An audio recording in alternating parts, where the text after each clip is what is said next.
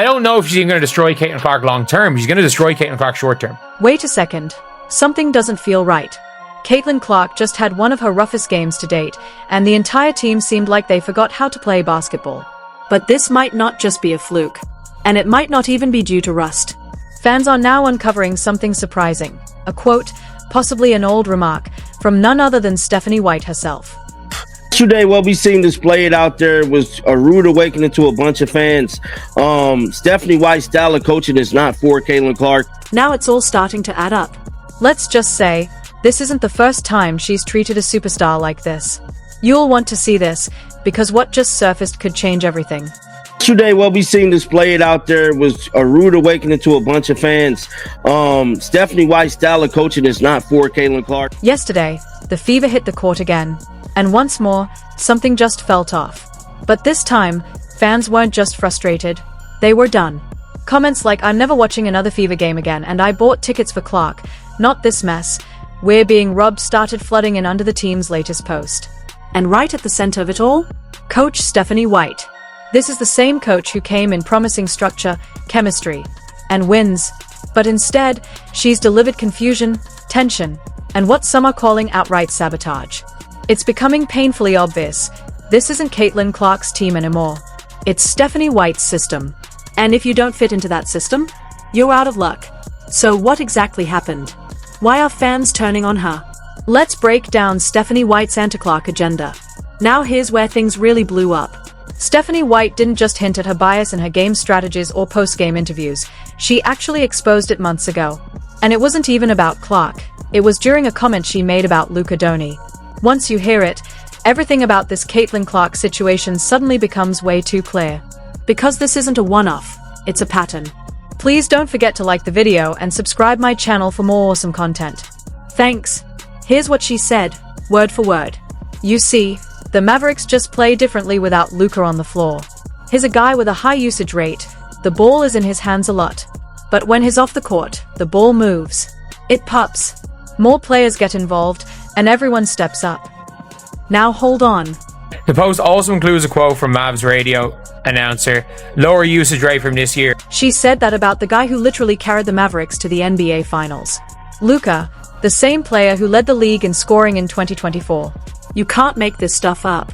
She basically implied, yeah, the Mavericks play better without Luka.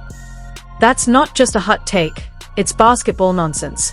It's like saying the Warriors are more dangerous without Steph, or that the Nuggets should just move the ball more when Jokic is off the floor. Seriously? And here's where it gets concerning, because now it's clear this isn't just about Caitlin Clark. This is how Stephanie White actually views the game. This is her core basketball philosophy. And if that's the lens she's using to coach, we've got a much bigger issue on our hands. That's all it is. That's all it is. Like, it is you can sucker punch a team once off. That's all you're going to get, though, is one off. If you're a high-usage player, or someone who thrives with the ball in your hands, Stephanie White sees that as a liability, not an asset. She's not looking for a playmaker. She's looking for players who fit into her system. And if you don't, you're out. That's why even someone like Luka wasn't safe. And that's exactly why Caitlin Clark is in trouble. This mindset is why Clark looks rushed, off balance, and out of rhythm every time she hits the court. She's barely touching the ball. No one's running in transition with her. She's having to fight for every bucket. This isn't Caitlin playing poorly, this is Caitlin being misused. And the results are right there in plain sight. The Fever are hovering around .500, Clark's shooting percentages have dipped, and her impact has been diminished. So who's responsible for that? Stephanie White. Because she refuses to do what any smart coach would do with a generational talent. Give her the ball and let her run the show. It's not rocket science. Facts don't lie. When Luka sits, the Mavs fall apart. When Caitlin hits the bench, the Fever collapse. That whole myth about better ball movement without stars, it might work for a quarter, maybe even a game, but you don't win championships with chaos. You win by building around your best player. And Caitlin Clark is that player, just like Luka was. But Stephanie White still doesn't seem to get it. Look at Caitlin's return game. One of her worst outings all season. And no, it wasn't just an off night. The entire team looked lost. Why? Because nothing has changed. Same system, same stagnant offense. Same coach applying that same flawed Luka logic to yet another broken game plan. I've said it before and I'll say it again. If you've got a big three, at least two of them need to show up if you want to compete. All right, so that means that one of the big threes always got another big three's back. Some games, like against the Link. And when it's playoff time, you need all three stars to go off. That's how you win. But the Fever? They've got a superstar being treated like a role player. Caitlin Clark is being iced out of the offense like she's the fifth option. And that's not just poor coaching.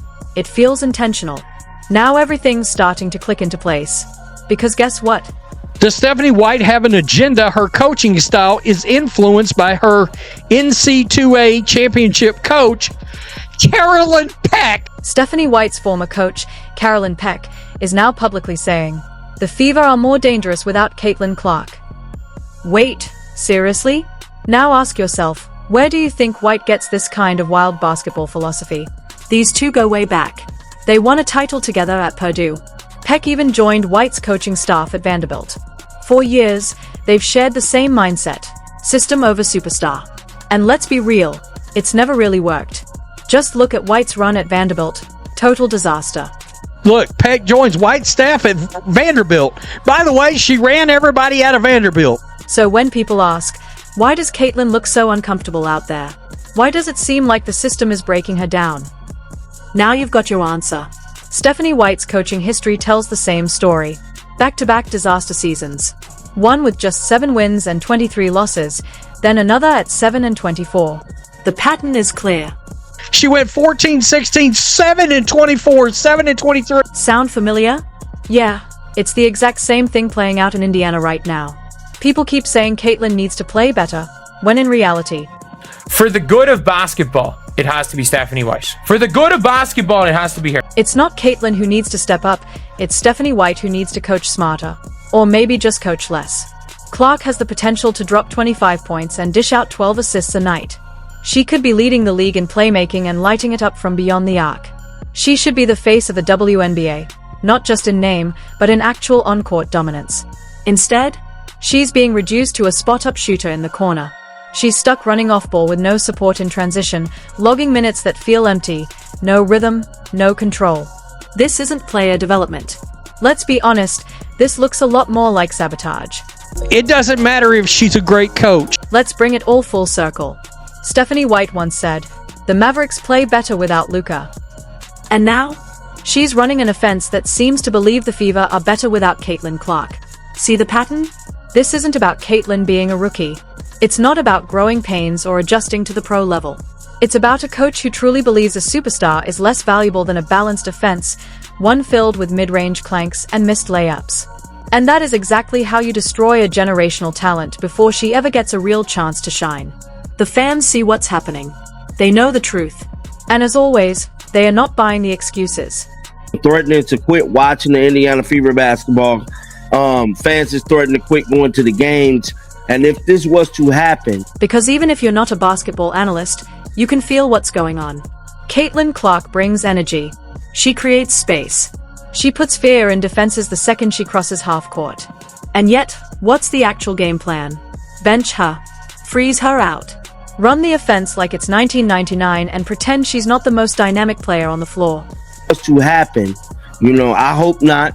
But if this was to happen, Stephanie White is to blame. At this point, it's clear, this isn't team basketball. This is about ego. Stephanie White seems determined to prove a point, but the question is, at what cost?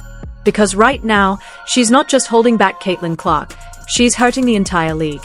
So I'll say it again, if you're watching this system wear Caitlin down, if you believe Stephanie White is leading this team straight into mediocrity, drop a free Caitlin in the comments below. Let the front office know the fans are watching. Loud and clear. And I'm not just calling it out. I'm making it known, right here, right now. Enough is enough. Way this stuff could change is if we, the fans, voice our opinions online, in videos, and make it loud enough so the front office can hear it. And for all the latest WNBA news and updates, don't forget to subscribe. We drop new videos every single day, so you'll never miss a beat.